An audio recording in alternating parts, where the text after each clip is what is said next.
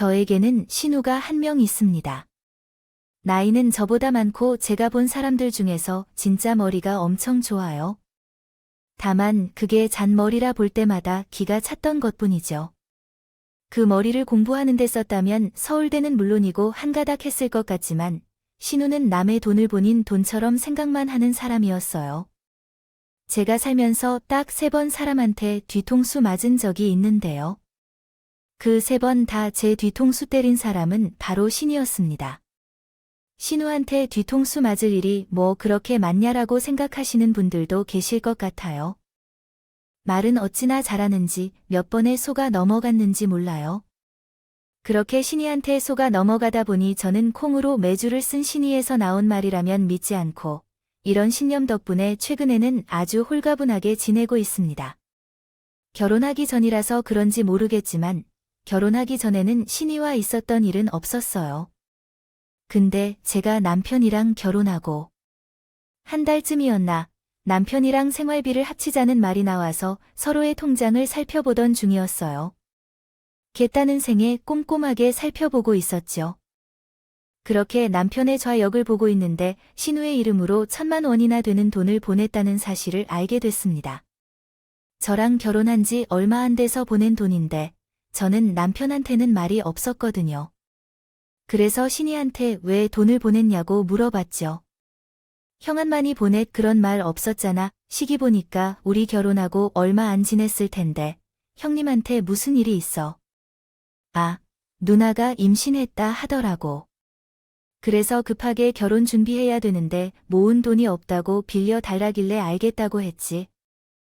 남편은 별거 아니라는 식으로 말을 하는데 저는 하나부터 10까지 다 이해가 안 됐어요. 그래서 남편한테 꼬치꼬치 물어봤습니다. 만나는 사람이 있던 것도 아니잖아. 그 남자는 뭐 하는 사람인데? 그리고 임신 사실을 언제 알았는데? 뭐, 곧 결혼 얘기 나올 테니까 그때 되면 알게 되지 않을까? 나도 누나가 급하게 빌려달라고 해서 우선 돈 먼저 보낸 거야.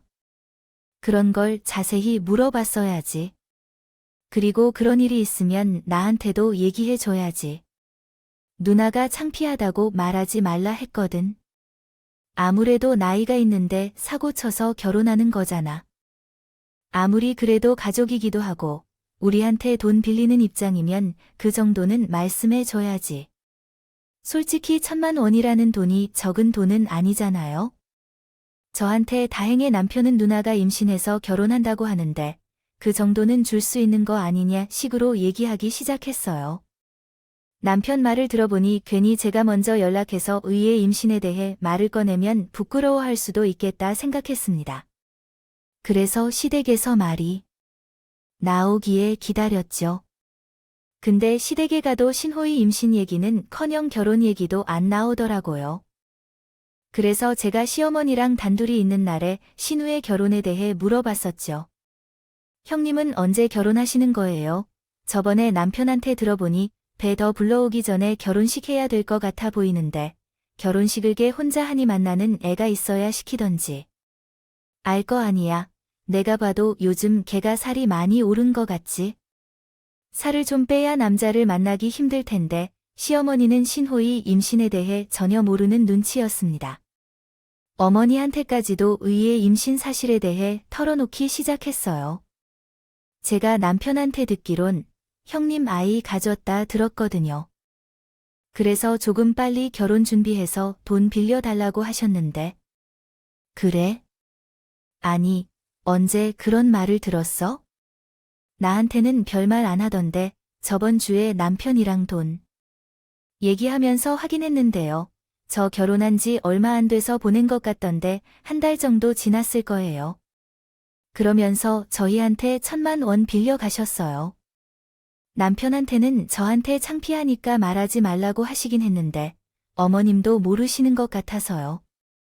나한테는 애는커녕 자기는 결혼 안 하고 살겠다고 얘기한 지 얼마 안 된 것 같은데 저는 남편이 돈도 보냈길래 형님이 어머니한테 말씀하셨을 거라 생각했거든요. 시어머니는 제 말을 듣고 놀라셨고 그 자리에서 바로 신이한테 전화를 걸었습니다. 그리고는 신이를 데리고 병원에 가셨나 봐요. 만약 임신이라면 서둘러 결혼을 시키고 싶으셨던 것 같아요. 항상 저희한테 신우가 결혼하는 걸 봐야 마음이 편할 것 같다고 하셨거든요. 근데 신이가 임신했다는 사실은 거짓말이었습니다. 알고 보니 카드글 메꾸려고 편안했다는 건 말아. 것이었어요. 그것 때문에 시댁에서 얼마나 난리가 났는지 몰라요. 시어머니는 제가 있는 앞에서 신우이 등짝을 때리며 혼내셨습니다. 카드값 때문에 내 동생한테 임신했다 거짓말하는 게 말이 돼. 당장 카드값은 내야 되니까 나도 그냥 아무 말이나 나간 거지. 내가 일을 해서 벌어야지. 그 돈을 왜 내 생한테 달라고 해? 얼른 다시 돌려줘.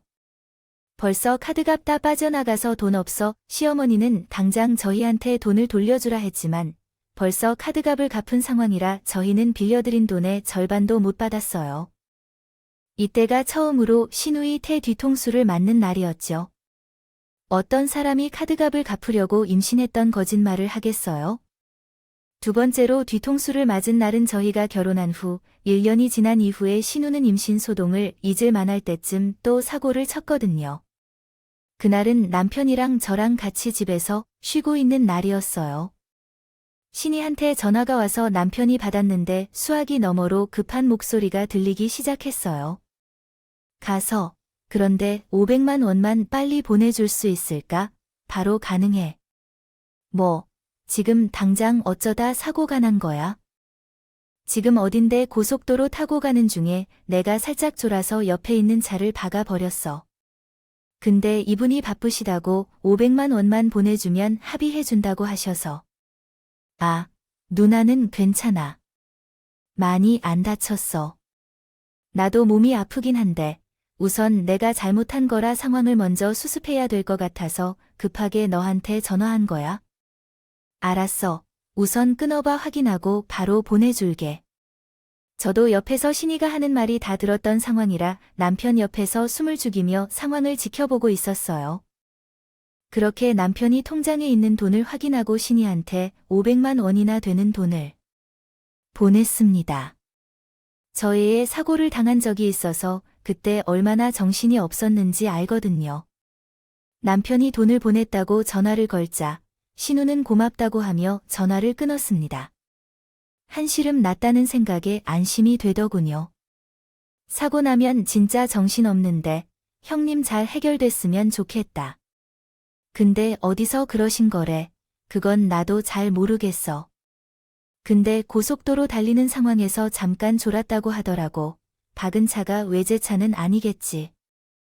근데 형님도 몸 아프시다고 하는 거 같은데 병원 가셔야 되는 거 아니야? 그러면 500만 원 정도로 안 될 것 같은데 들어보니까 좀 큰 차 같긴 한데 나중에 누나한테 물어보지 뭐. 그렇게 저희는 신우한테 500만 원이란 돈을 보낸 후 상황이 잘 마무리됐으면 좋겠다는 생각을 했습니다. 근데 이것 또한 거짓말이었던 거죠.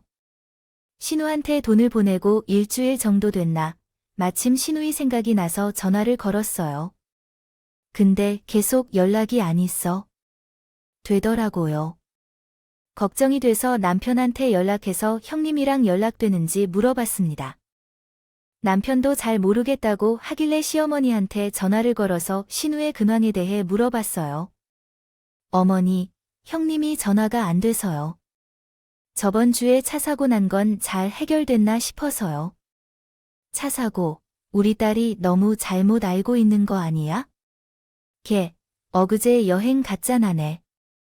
형님, 저번 주에 저희한테 사고 났다고 연락하셨다고.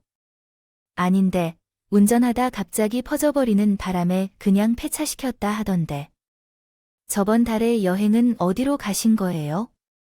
저번에 무슨 해외 여행 가고 싶다고 난리를 치길래 내가 돈 벌어 가라 해버렸거든. 근데 갑자기 돈이 어디서 생겼는지 유럽 여행 다녀온다고 하더라고. 시어머니 말씀을 듣는데 뒷골이 얼얼하게 당기기 시작했습니다. 이번에도 저희한테 거짓말을 하고 돈을 가져갔던 거였죠. 그래서 신이가 한국에 온다는 날에 맞춰 시댁에 있었습니다. 신나서 집을 들어오던 신우희가로 보더니 깜짝 놀란 표정을 지었어요. 형님, 저번 주에 차 사고 났다고 하면서 저희한테 500만 원 빌려 가셨잖아요. 근데 어머니 말씀 들어보니 저번 달에 차 폐차했다고 하던데. 아, 그게 사실 유럽 여행이 너무 가고 싶은데 내가 돈이 있어야지 그래서 그런 거야. 저랑 남편이 얼마나 놀랐는지 아세요? 빨리 저희 돈 500만 원 다시 돌려주세요. 내가 돈이 어디에? 저번에 보내준 돈으로 유럽 여행 다녀온 건데 벌써 다 썼지. 그러지 말고 내가 사온 기념품 가져가. 사람들이 왜 유럽 여행 가는지 알겠더라고요. 신우이는 본인이 뭘 잘했는지에 대해서도 생각이 없더라고. 자기가 여행해서 얼마나 재밌었고 자기가 사온 선물이 얼마나 좋은 것인지만 늘어놓기 시작했어요. 이런 일들이 일어나니 제가 정신을 차려야겠다 생각이 들었습니다. 이렇게까지 거짓말하는 사람은 처음이었거든요. 그날 이후로 신우가 하는 말에 대해서는 경계심을 갖고 의심을 먼저 했던 것 같아요. 그래서 신이가 결혼한다고 하면서 축음을 달라고 한 날도 의심부터 했습니다. 기금은 결혼식 내 드리는 거죠. 그때 드릴게요. 뭐, 원래 가족들은 미리 줘야죠. 그 돈을 보태서 결혼 준비하라고, 아니면 가전제품을 살주던가. 뭐가 됐든 형님 결혼식 하고 나서 드릴게요. 저희가 안 해드리겠어요. 걱정하지 마세요. 사실 신이가 결혼한다는 사실을 믿기 어려웠습니다. 이다 계속 저희한테 추격은 먼저 달라는 신우한테 결혼식 해준다고 했었죠. 그리고 신우이가 결혼식장 들어가는 걸 제 눈으로 확인한 후 축의금을 보내줬어요. 이것 때문에 신이가 자기를 왜 그렇게 못 믿냐고 하면서 섭섭하다면 난리를 쳤지만 솔직히 저는 신우이가 뿌린 씨앗이라고 생각했어요. 몇 번 신우한테 뒤통수 맞은 경험이 있으니 저도 모르게 경계하게 되었거든요. 그렇게 신우희가로 많이 안 하게 됐고 결혼하면서 철에 들었는지 그 뒤로는 좀 잠잠해진 것처럼 보였습니다. 신우이가 사고를 안 치고 다니니 저 역시 편안한 하루하루를 보낼 수 있게 됐고요. 하지만 그 평화가 오래가진 않았어요. 신우가 결혼하고 3년 정도 지났나 그때부터 또다시 제 남편을 찾기 시작했거든요. 하루는 남편이 핸드폰을 만지작거리며 은행 앱을 켜길래 왜 그러냐고 물어봤습니다. 누나, 이혼한다고 하더라고. 변호사 선임 비용이 필요하다고 해서 보내려고. 뭐 결혼한 지 얼마나 됐다고 이혼을 해. 그리고 이혼을 못하게요. 말려야지. 변호사 비용을 주면 어떡해? 이혼하라고 미는 것도 아니고 신우의 이혼 소식에 깜짝 놀라며 남편한테 말릴 생각을 해야지. 변호사 비용을 보내주면 어떡하냐 고 타박했지만 말했지. 근데 매일 바람을 폈네 어쩐데 하면 펑펑 울잖아. 바람핀 사람 데리고 살라고 할 수도 없고. 그리고 눈한테 들어보니 매은 벌써 변호사도 선임했다니까. 내가 그러는 거지. 남편은 신우의 말을 고지고대로 듣고는 신우가 해달라는 대로 해주려고 하더라고요. 물론 큰일이긴 했지만 순간적으로 이건 제대로 확인해 봐야겠다는 생각이 들었습니다. 그래서 제가 남편한테 확인해 본다고 말했죠. 나는 형님 말 못 믿어.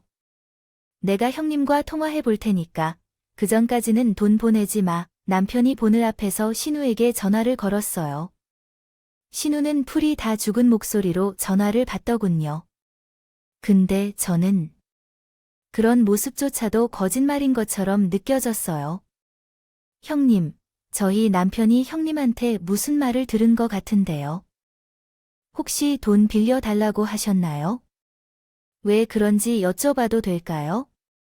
아니 다른 게 아니라 나 이혼 준비하는데 변호사 비용이 없어서 그래서 돈 좀 보내달라고 했거든.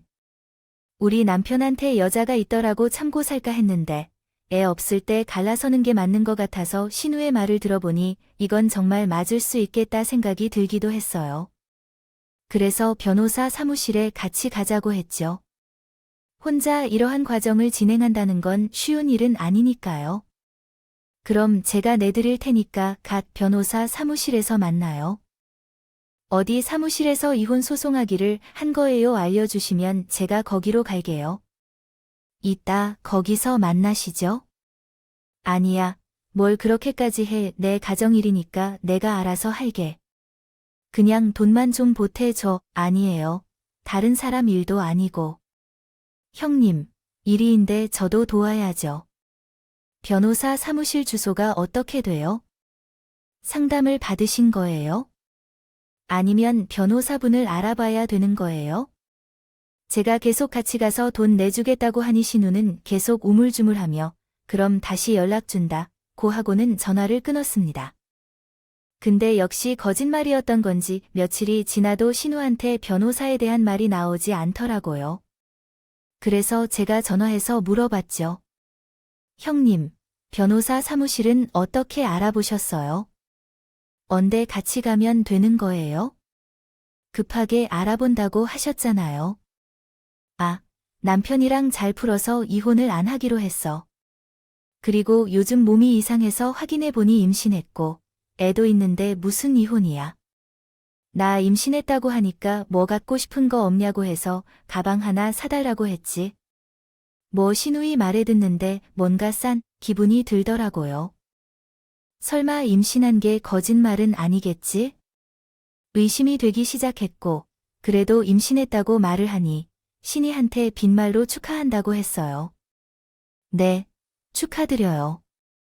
가방은 좋은 걸로 사셨어요. 애 낳고 나서 쓸 가방이니 좀 큰 거 사셨네요. 낳고 나서 또 사면 되지? 내가 이번에 보면서 갖고 싶다고 했던 가방이 하나 있거든. 그거 사달라고 했더니 그리에서 해주더라. 얼마나 예쁜지 몰라. 내가 올케한테도 나중에 보여줄게.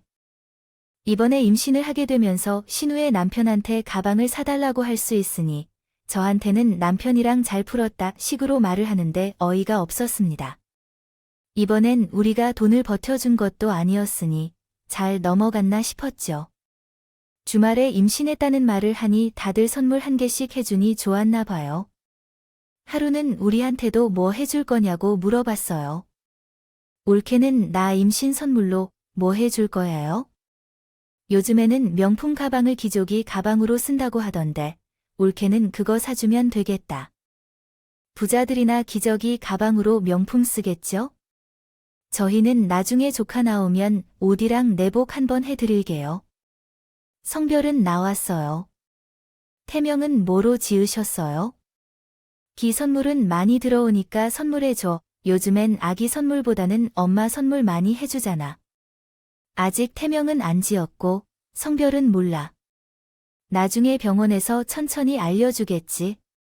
신우이 말을 들어보니 자기 가방이 사고 싶어서 저희한테 거짓말을 한 것 같다는 생각이 들었습니다. 그러니 남편은 그냥 누나가 해달라고 하는 거 해주자고 했지만 저는 조카가 태어나면 그때 해주겠다고 못 박았죠. 는 물론이고 남편도 뭘 그렇게까지 하냐고 거렸어요. 그런데 그리고 나서 한 달 정도 지났나 남편이 신이랑 심각하게 통화하는 소리가 들렸습니다. 제가 무슨 일이냐고 물어봤죠. 조카가 유산했다 하더라고. 누나가 그래서 연락이 온 거야? 남편은 신우를 걱정하느라 경이 없었지만 저는 속으로 유산이 아니라 애가 생긴 듯 했어요. 상상 임신하는 사람들도 생각보다 많다고 하니까요. 근데 이 일이 계기가 됐는지는 모르겠지만 갑자기 신이가 이혼한다는 말이 들리면서 이혼 절차를 밟고 있는 중이라 하더라고요. 예전에 신이가 가방을 받고 싶어서 이혼했다고 했던 거짓말이 씨가 됐는지 결국 신는 이혼을 하게 됐어요. 처음에 가말 들었을 때도 시댁과 원만하게 지내긴 어렵겠다라는 생각은 했었어요. 저는 가까이에서 신우 성격을 봤으니까요. 하지만 본인이 시어머니랑 머리를 잡고 싸웠을 거라고 상상도 못했죠. 그래서 내가 시어머니 머리를 잡았잖아. 남편이 그걸 보더니 소리를 지르길래 내가 그럼 당장 이혼하자 한 거지. 그래, 사람 고쳐 쓰는 거 다 아닌 것 같다 싶으면 애 없을 때 빨리빨리 갈라서야. 그러니까 너도 남자 보는 눈 좀 키워라. 하루는 신이가 시어머니 집으로 와서 있었던 일을 무용단 얘기하는데 그때는 한 귀로 듣고 한 귀로 흘렸습니다. 사실인지를 정확하게 확인할 수 없었으니까요. 근데 신이한테 이 얘기를 들은 지 1년도 안 돼서 제가 신을 잡는 일이 생겼어요. 신이는 이혼하고 나서 갈 곳이 없으니 시댁에 들어와 살게 됐어요. 그리고 나서 며칠 뒤 시어머니가 아프다는 연락을 받았습니다. 여태까지 신우가 한 짓이 있으니 저는 당연히 거짓말이라고 생각했어요. 그래서 어디가 아프신지 대해 물어보지도 않았죠. 근데 이번엔 병원 주소까지 보내주더라고요. 실마음에 남편과 같이 시어머니 병원으로 가보니 정말 시어머니가 하셨더라고요. 옆에 있는 신우는 눈이 퉁퉁 부어 있었고 어떻게 된 일인가 물어보니 계단에서 넘어지시면서 골반과 다리에 골절이 생겼다 하셨어요. 씻는 남편을 보자마자 달려와서는 대성통곡을 하기 시작했습니다. 마, 어해. 엄마 불쌍해서 어떡하냐고. 이럴 줄 알았으면 내가 엄마 손 좀 꼭 잡아드릴 걸 그랬어. 그게 왜 누나 탓이야? 의사들 말 들어보니 치료 잘 받으면 좋아지실 거라고 했으니까 너무 그러지 마. 얼마나 아프시겠어요. 시한부 판정을 받았나 했을 거예요. 남편은 이런 신호를 줬지만 저는 창에서 얼굴을 들 수 없었어요. 그리고 그 병실에 있던 다른 분들도 수근거렸죠. 다른 곳도 아니고 정형외과에서 통곡하며 오는 사람은 저희 신호밖에 없었거든요. 의사 선생님이 길면 한 달 정도 입원하게 될 거라고 말씀하시는데도 옆에서 훌쩍거리고 있더라고요. 그리고 나서는 저희한테 본인이 병간호 하겠다고 얘기했습니다. 내가 엄마 병가로 할 테니까 너희는 집에 가서 쉬어, 마다리. 내가 딸 노릇해야지. 걱정하지 마. 그래도 혼자 엄마 챙겨오면 힘들 텐데 번갈아 가면서 같이 해. 우리 집이랑 엄마 병원 가까우니까 우리도 종종 울게. 아니야, 내가 하는 게 마음 편해. 너희는 걱정 말고 너희 일해. 내가 좀 힘들거나 돈 필요하면 그때 얘기할게. 신우가 시어머니를 챙긴다고 해서 알겠다고 하며 저희는 집으로 왔습니다. 자기 전에 곰곰이 생각해 보는데 병간호를 신에게 맡기다가는 얼마를 뜯길지 모르겠다는 불안감에 휩싸이기 시작했어요. 안 그래도 없는 말까지 지어내서 돈 달라고 하는 사람인데 세상 이것보다 좋은 핑계거리가 없겠다 생각이 들었습니다. 그리고 다른 것도 아니고 시어머니가 있는 상태에서 보니 저희 주머니가 계속해서 열릴 수도 있겠다는 생각에 자리에서 벌떡 일어나고 말았죠. 그리고 신에게 시어머니 병관 노래 맡기면 안 되겠다는 생각이 들었고요. 그리고 나서 다음날 남편에게 되어야 할 대화이므로 다시 정리하여 드리겠습니다. 시어머니 병간호에 대해 다시 얘기했어요. 내가 어제 집에 와서 생각해봤는데 형님이 병가로 하시는 것보다는 내가 하는 게 나을 것 같아. 누나가 한다고 했는데 당신이 왜 굳이 그렇게 할 필요가 있어? 남편은 제가 시어머니 병관하는 말에 듣고는 당황해서 왜 당신이 나서냐는 식으로 말하기 시작했어요. 당황하는 남편의 눈빛을 보니 신우이랑 또 뭔가 말을 했나 보다 싶은 생각이 들었습니다. 생각해보니까 형님은 직장도 있으시고 한 달 이상 휴가 내는 것도 힘드실 테니 내가 시어머니 병가로 하는 게 나을 것 같아서 나는 한 달 정도는 시간 뺄 수 있으니까 형님 바쁘시잖아요 하기로 했으니 그냥 믿고 맡기자고 했지만 저 또한 물러서지 않았어요. 나중에 신이랑 직접 얘기해보라고 하더라고요. 그래서 알겠다고 했죠. 그날 후에 시어머니 병실로 가서 신우한테 제가 병간호를 맡겠다고 얘기했어요. 그러니 신우도 남편처럼 당황한 눈빛으로 저를 쳐다보며 괜찮다며 거절하기 시작했어요. 그래도 우리 엄만데 내가 해야지. 그리고 내가 회사 다니면서 해도 힘들지 않으니까 걱정 안 해도 돼. 그래도 형님 회사도 다니면서 엄마 병관호 하시는 거잖아요. 저는 한 달 정도 시간 뺄 수 있어요. 그러니까 제가 어머니 병간호 할게요. 아니야, 이건 내가 하는 게 맞는 것 같아. 옳게 마음만 받을게. 형님도 직장 잡은 지 얼마 안 됐잖아요. 자리 얼른 잡으셔야 남자도 만나고 그러실 거 아니에요. 시어머니는 제에서 나온 말에 들으시더니 신우한테 제 말을 들으라고 하더라고요. 그래, 넌 얼른 남자 만나서 다시 결혼해야지. 그리고 나, 심각한 것도 아니니까 굳이 너가 안 있어도 돼. 아니, 내가 엄마 옆에 있어야지. 내가 딸인데, 올케는 그만 가. 그게 뭔 상관이야? 엄마, 한 달 정도 있으면 태어날 거니까, 얼른 남자 만나서 결혼할 생각이나 해? 얼른 나가. 시어머니는 신이가 얼른 남자를 만나 했 그런가 신우에 보고 병실에서 나가라고 했습니다. 결국 신이는 얼굴이 굳어져서 병실을 나갔고 그 뒤로부터는 제가 시어머니 관으로 하게 됐어요. 몸을 잘 못 움직이시는 힘들긴 하더라고요. 그래도 조금씩 차도가 보이니 곧 있으면 태어나실 수 있겠다는 생각을 했는데 한 달이 지나도 도통 태어날 생각이 없으시라고 의아하게 생각하며 경악스러운 소식을 듣게 됐습니다. 네, 저희 집으로 오신다고요? 어머님 집으로 가시는 게 더 편하지 않으시겠어요? 집이 있어야 가지. 그 집 팔아서 우리 딸 집 하나 해줬어. 아니, 형님이 무슨 집이 필요해요? 그리고 어머님 집을 팔아서 형님을 해드리는 게 말이 안 되잖아요. 할 남 다 집판 해줘야지. 거기는 총각이라 하더라고. 그니까 우리 딸이 판 채 정도 해가지고 가야지. 시어머니는 신우의 말을 철석같이 믿고 있는 것처럼 보였지만 저는 아니었습니다. 신우는 여태까지 저희 남편한테 거짓말을 해서 돈을 다 했는데 제가 남편 옆에 딱 붙어 있고 한순간부터는 돈도 안 나와서 답답했던 찰나에 시어머니 병간호 핑계로 또 저희한테 돈이나 뜯어낼까 했는데 제가 시어머니 병간호를 맡게 되면서 시어머니한테 거짓말을 해서 돈을 받아냈다고 생각했죠. 답답한 마음에 이걸 어떻게 해야 되나 싶었는데 마침 남편이 시어머니 병실로 들어오더라고요. 그래서 제가 남편을 닥달하기 시작했습니다. 여보, 어머님 집 팔아서 형님 집에 드렸다는 게 사실이야? 요즘 집값이 너무 올라서 작은 평수 아파트 알아보는 거 같더라고. 당신 형님 몰라서 그래? 형님이 또 거짓말한 걸 수도 있다고. 우리가 형님한테 속은 게 하루 이틀이지. 누나가 고생 많았잖아. 이번엔 그래도 좋은 사람 만난 거 같지 않는데요.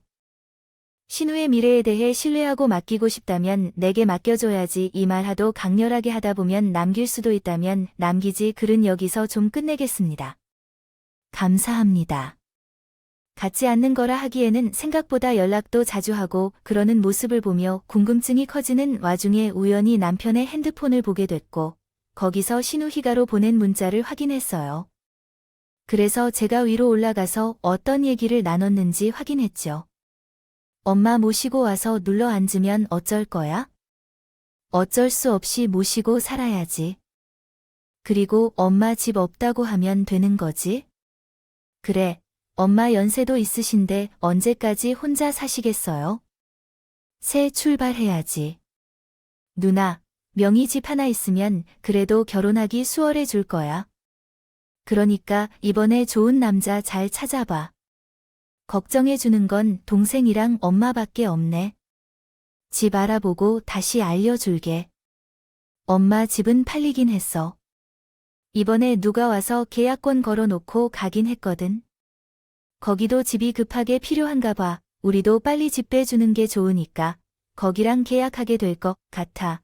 사람의 일이 잘 되려니 이렇게 아다리가 맞는다. 잘 됐네. 나중에 돈 들어오면 보내줘. 고마워.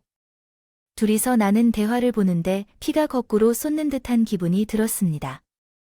어떻게 이럴 수 있나 싶더라고요. 신우이 조심하면 되겠다 생각했는데 그게 아니라 저만 빼고 모두가 다 한편이었던 것이었고요.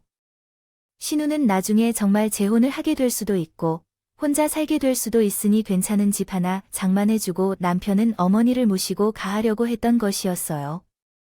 시어머니는 어차피 제가 챙길 테니 본인은 입부 효도를 할 생각이었던 거죠. 그걸 확인한 후 남편에게 따지기 시작했어요. 왜 그렇게 형님이 결혼하는 사람한테 관심이 없나 했더니 신이가 재혼하고 거짓말한 게 아니라 당신이랑 어머님이 나 속이려고 거짓말한 거였어. 왜 남의 핸드폰을 보고 그래? 그리고 누나가 제한 남자가 있는지 없는지 뭐가 중요해? 뭐가 됐든 엄마를 우리가 모시고 누나는 혼자 사는 게 그림이 더 나을 것 같아요. 나한테 거짓말 한 게 중요하다는 것이죠. 그리고 당신, 그렇게 하면 내가 그래 그렇게 하자 그럴 줄 알았어. 그럼 어떻게? 엄마 갈 곳 없으신데 우리가 모시는 게 당연하다고 생각해. 본가집 팔아서 없고 곧 짐 정리하면서 엄마도 퇴원하실 거라 생각해. 남편이랑 싸우는데 남편은 계속 그럼 어쩌냐는 식으로 말을 하면서 저한테 통보를 해버리더라고요. 신우가 성실한 사람이었거든요.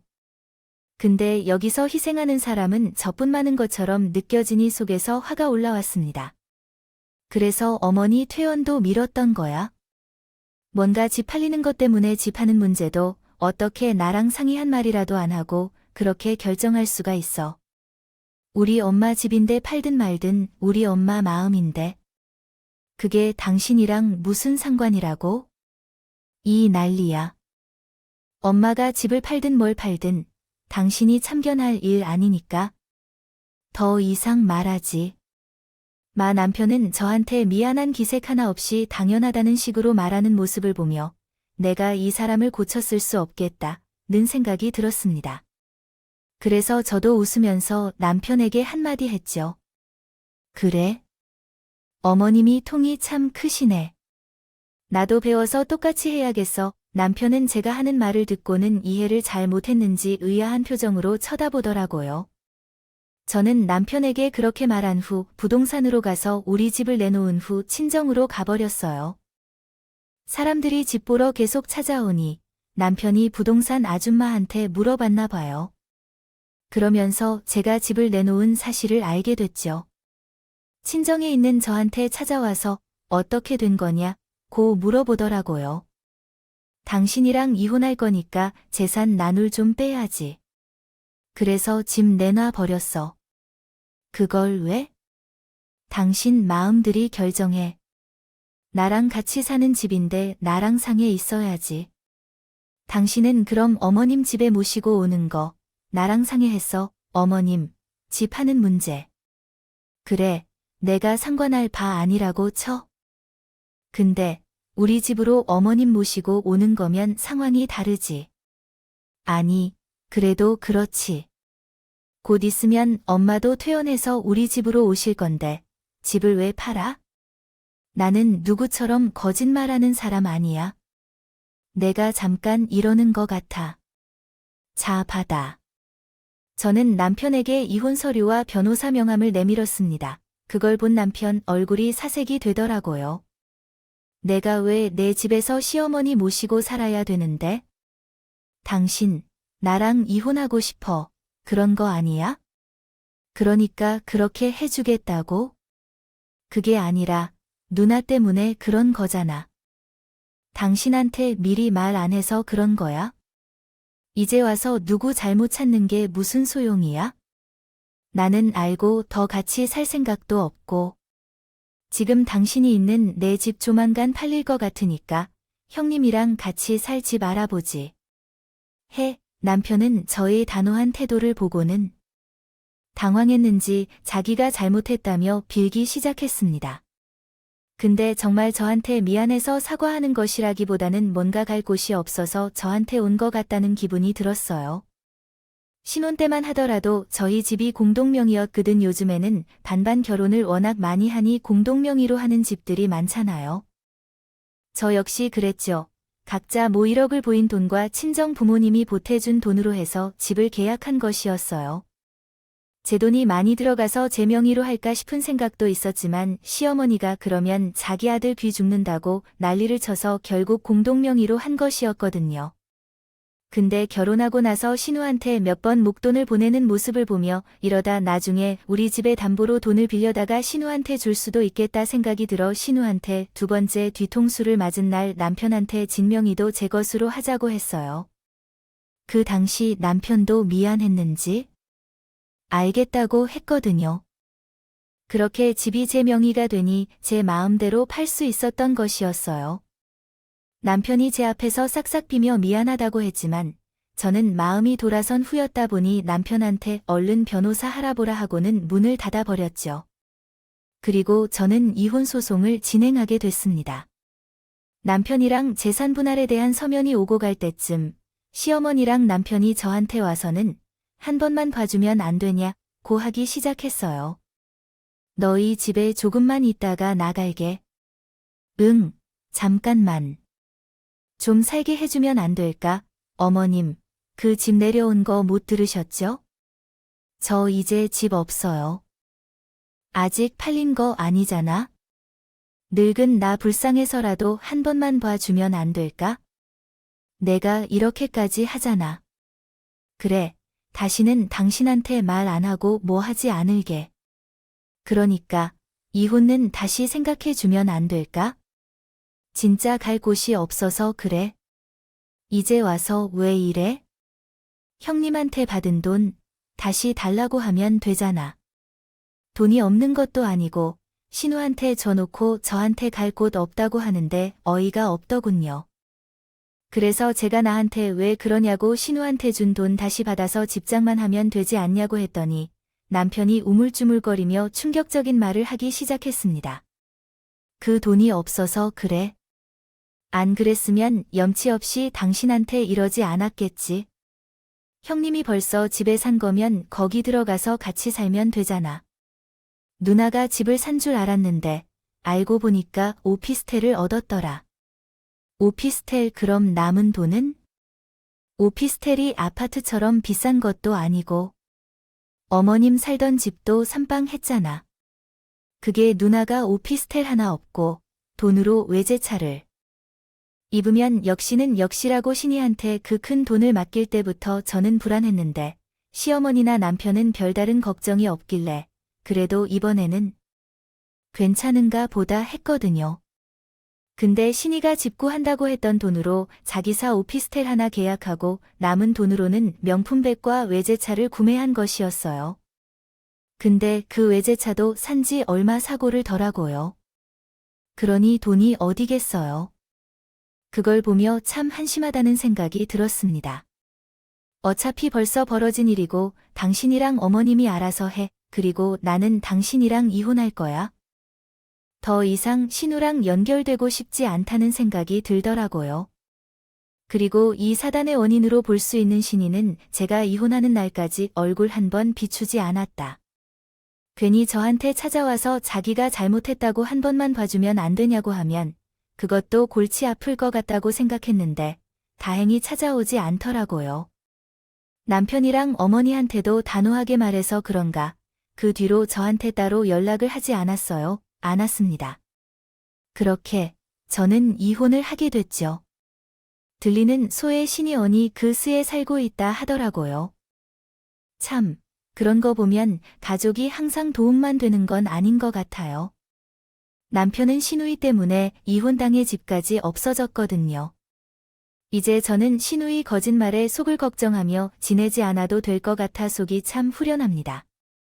저는 남편과 이혼하면서 받은 돈으로 친정 부모님 집 근처에 살며 근처 상가를 하나 구했어요. 회사에 다닐까 싶은 생각도 들었지만 나이도 있고 그래서 제 사업을 하고 싶다는 생각이 들었거든요. 가게에서 일하면서 이 채널의 사연들을 들으며 시간을 보낸 적이 많았는데 제 사연이 나오게 되면 괜히 반가울 것 같아요.